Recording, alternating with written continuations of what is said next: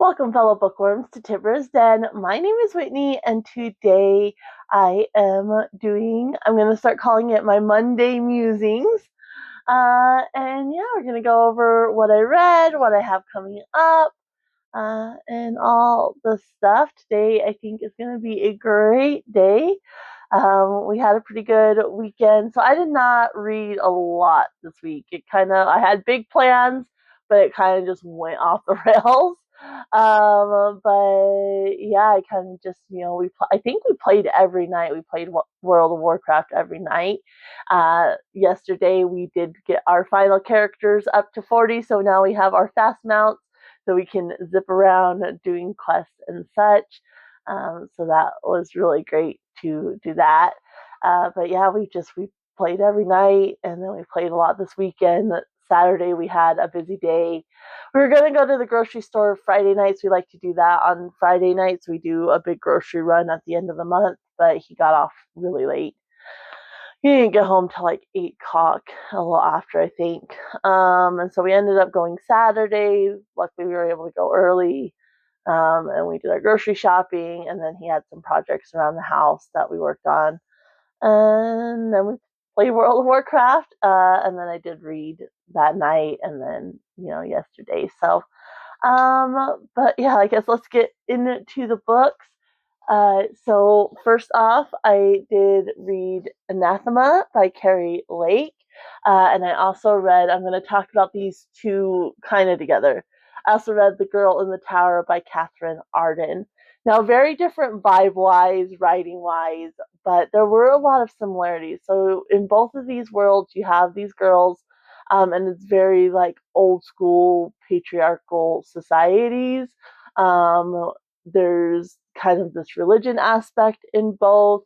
Both of them are being faced with either being married off or sent to a convent type situation.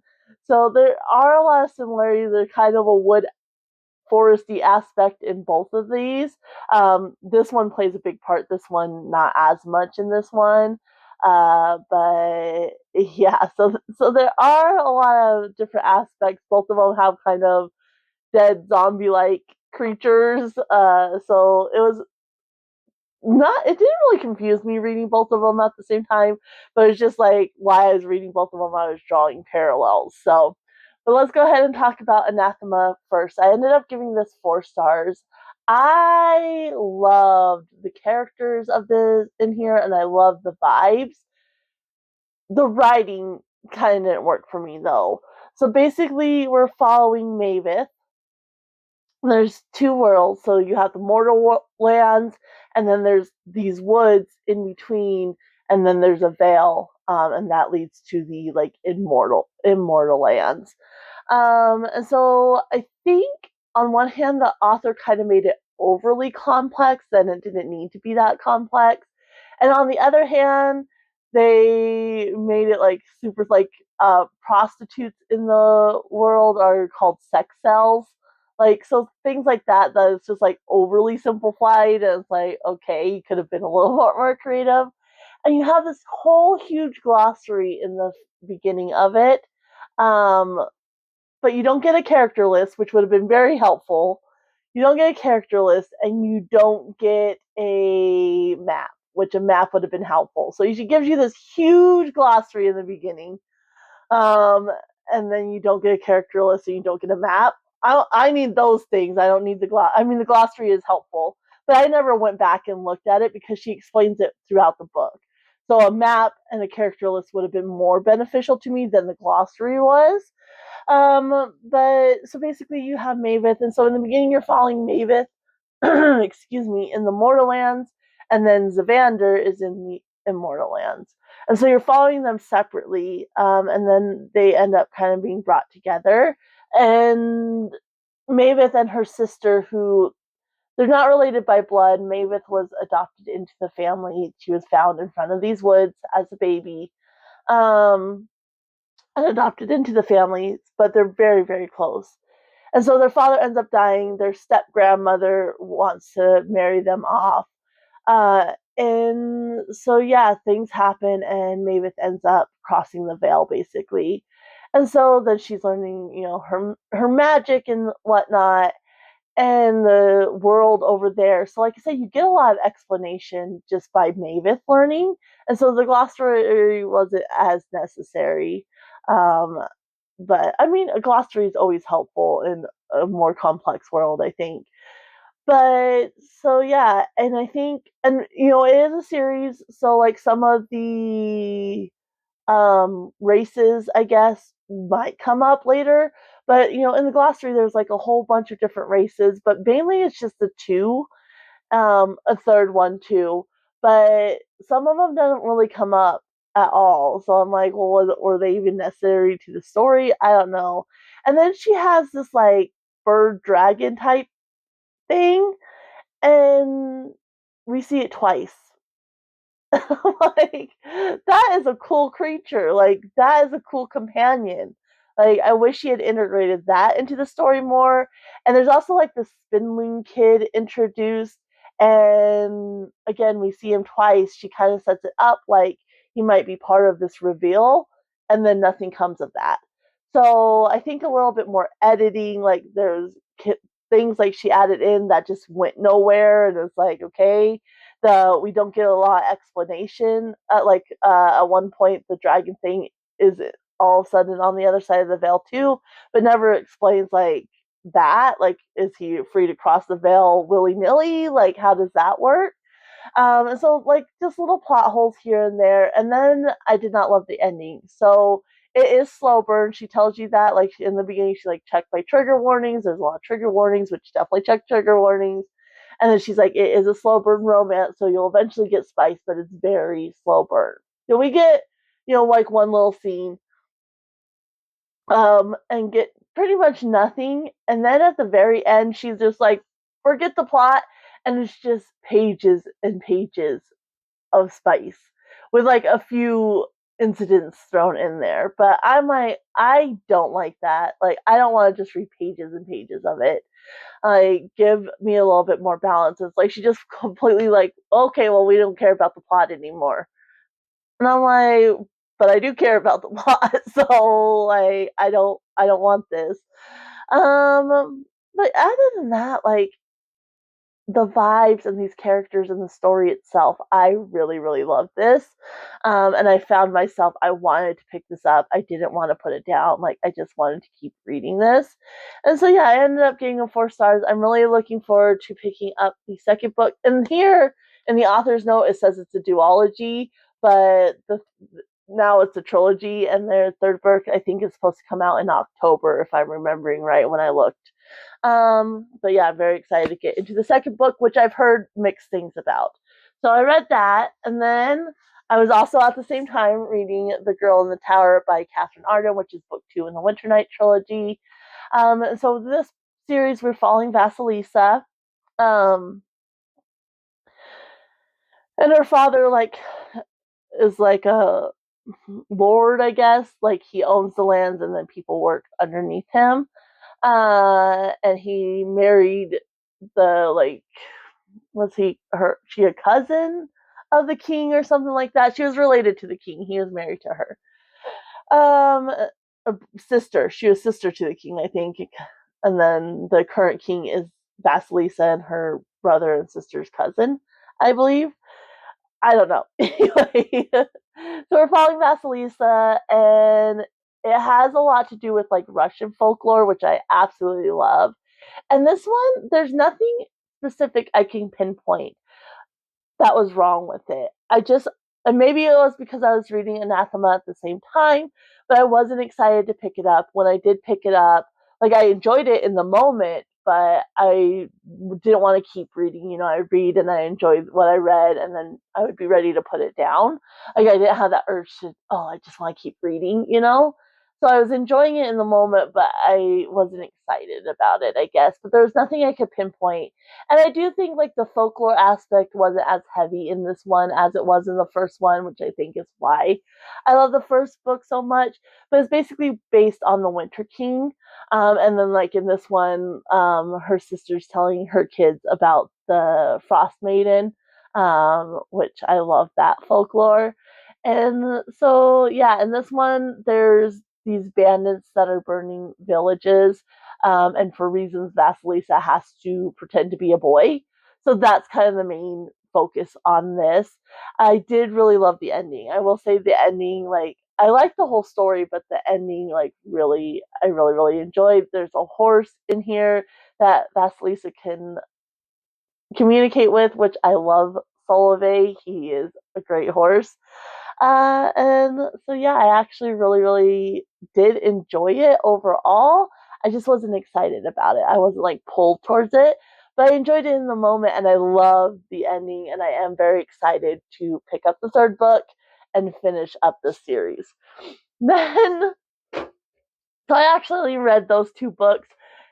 Other than I did when we went grocery shopping, green eggs and ham. They had a whole like Dr. Seuss like end cap that they were advertising the Dr. Seuss books.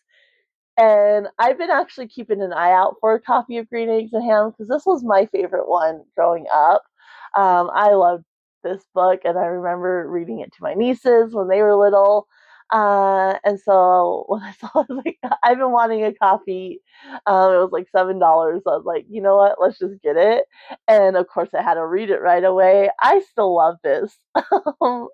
Like, there's something about like very repetitive rhymes that I really love. I don't know if it's because I'm autistic or not, but like as a kid, there was an old lady who swallowed a fly. That was like my favorite rhyme. This one, and it repeats, you know. So I do not like green eggs and ham. I do not like it, Sam. I am, and it repeats every time as something new is added, which just pleases my brain so much. I think there's a good message in here because it's like, you know, don't just assume you don't like something without trying it. Like, give it a try because you might be surprised. And so yeah, I love it. I get still 5-star for me. But so I did read this, but it's a children's picture book, so doesn't really count. Yeah, I think it does, but not like fully because it took me like 10 minutes sitting there. Probably not even that, probably like 5 minutes just sitting there to read it real quick. So yeah, I did read that as well, but otherwise it was just the two other books. And that rounded up my January. So I ended up reading 1, 2, 3, 4, 5, 6, 7, 8, 9, 10, 11, 12 books. 11 if you don't count the Green Eggs and Ham book in January, which is a good number. I'm really pleased with that. I still have a stack to go from my game though.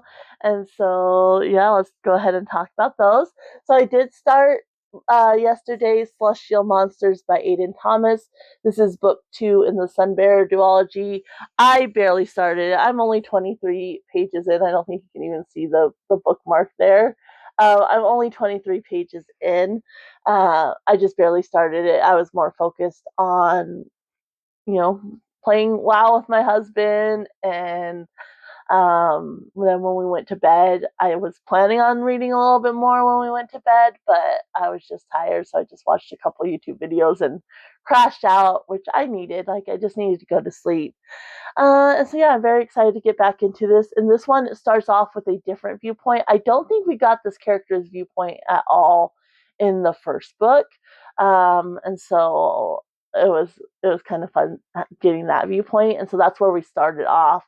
And then the next chapter, we're going back to Tio, who is the main character's viewpoint. And so basically in this world, you have these Sunbearer trials. So the gods created 4 technically. So they created the golds, they created the jades, they created the obsidians, and then they created the humans. And so, like, the golds, the jades, and the obsidians are like gods and goddesses, and then like semi gods and goddesses, and they're like tasked to protect the humans. So the obsidian back in the day, like, they didn't like that. They got upset. They think the humans should serve them, not the other way around. And so Soul ended up basically kind of sacrificing himself to trap them. And so every 10 years they have the Sunbearer trials, and they're one the loser of the trials gets sacrificed, and then the Sunbearer takes their blood and the life essence around to keep Soul's light going, to keep the Obsidians trapped, basically. And so every 10 years they have the Sunbearer trials. And so most of the time it's just the golds competing, but this year you had 2 jades, which our main character Tio is a jade, which is rare. And the golds, basically, that's their life. They're in school training for the Sunbearer trials, and the jades don't get that same, access to that. And so generally, if they are chosen for the Sunbearer trials, they're the ones that end up being sacrificed. And so the first book is the Sunbearer trials, and now we're following the aftermath of that in this book. So I'll be reading this. I always like to have a hardcover and a softcover going at the same time. And so this is my hardcover book. So I'll be reading that, continuing on with that. Then I have a very fun video coming out. So if you're not subscribed, I hope you will subscribe and hit the notification so you know when that comes out. It'll be a Friday. I don't know if it'll be this Friday. I'm planning on working on it today. So I'm hoping I can get it out this Friday, but it might be next Friday. But basically, Sarah Hart's Books did this fun video. Her husband went down this rabbit hole, this content creator, and then she went down the rabbit hole and decided she wanted to make it bookish. But basically, there's a content creator, and the channel is Adventures in Ardia, and I'll of course leave that link down below along with Sarah and her video that she did. So it's called Adventures in Ardia, and he rolls for sandwiches. So it's Dungeons and Dragons based, but he'll like roll for his bread, then his main, and then like roughage and cheese, and then he has like a wild roll, and like a sauce roll and such. And then he eats the sandwiches. Apparently, he has like a cookbook that has these different sandwiches that he's done, and it's just so fun. I've been ending every night watching a few of his videos. Like, I'm obviously watching old videos at this point. And it's fun. It's fun to see the combination that he ends up with, what works, even if it's weird, sometimes it works really well. He's like, hey, this is actually really good. Like, I wouldn't normally put these ingredients together, but this is good, or it doesn't work and it's disgusting, or sometimes he has candy. He'll do leftovers sometimes, so you don't know what you're getting depending on the leftovers. And it's just so much fun to watch and see what he gets. And so I decided I wanted to do that as well. And I've already done my rolls, but I do need to work on the book. So originally, I was going to read this copy of The Martian by Andy Weir. This is the adult version. Then I was going to go with the audiobook and do chores while I listened to it, which I didn't end up doing. But for reasons, which when that video comes out, you'll see, I'm now going to be reading the young readers edition of The Martian by Andy Weir. So it doesn't have no explicit language, and there's also bonus material included. So I want to work on this today, and that's for that video. And so I'm hoping we'll see if I can just read it today, or if it's going to take me a little bit longer. I don't know, but I'm excited. I wanted to read The Martian for a while. I'm excited to read this, and eventually I will want to read, the adult version, and just kind of compare it. But for now, we're going with the young adult version, so that's kind of what I'm working on right now. So I want to work on this today. Normally, it's the opposite. I work on my hardcovers during the day, and then my paperbacks at night. But because I'm doing a video for this one will be during the day. And this one, as a hardcover, is not very heavy.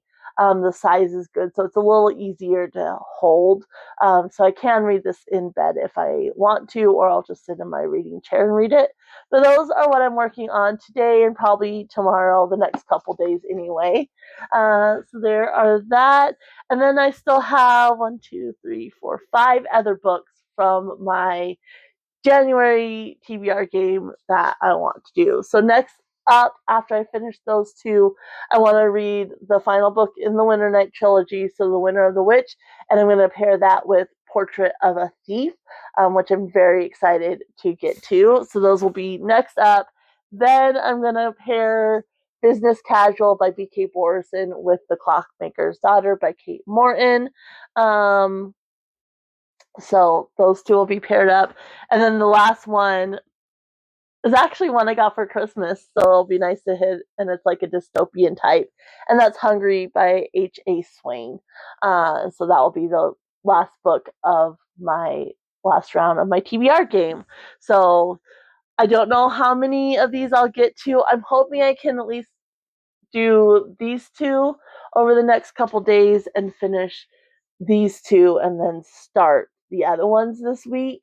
But we'll just have to kind of have to see how it goes, you know.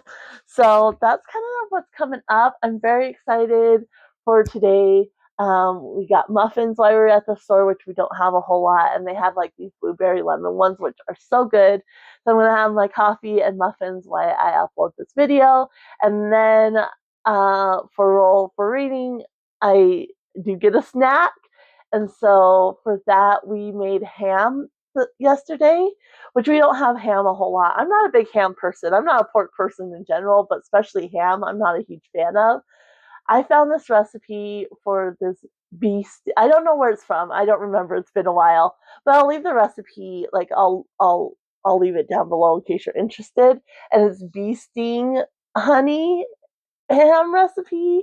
So you do a bee sting honey glaze over it. It is so good. So it's like honey and cloves and cayenne and ginger and brown sugar, and you do that as a glaze. And I don't know, it's just delicious. I can't get enough of it. But I do like ham sandwiches with cream cheese and pineapple. And so now we have a bunch of leftover ham, and so I'm gonna have a cream cheese and ham and pineapple sandwich. And I figure it's fitting for the roll for reading. So that's gonna be my snack while I read. And I'm already looking forward to it. It's the morning, and I'm like, I'm ready for lunch. Like, when's lunch? Because I'm just really excited to have that. I haven't had one in a while, so that's gonna be nice. So I have like some fun food snacks coming up today. I'll have my coffee. Had my husband get me a cherry Dr Pepper at the gas station yesterday to go with my reading as well. So yeah, I'm planning on getting this video up and then just sitting down, reading with snacks, and having a great day. But I'm going to go ahead and leave you guys here. If you have any thoughts on any of the books I mentioned, definitely leave those down in the comments below.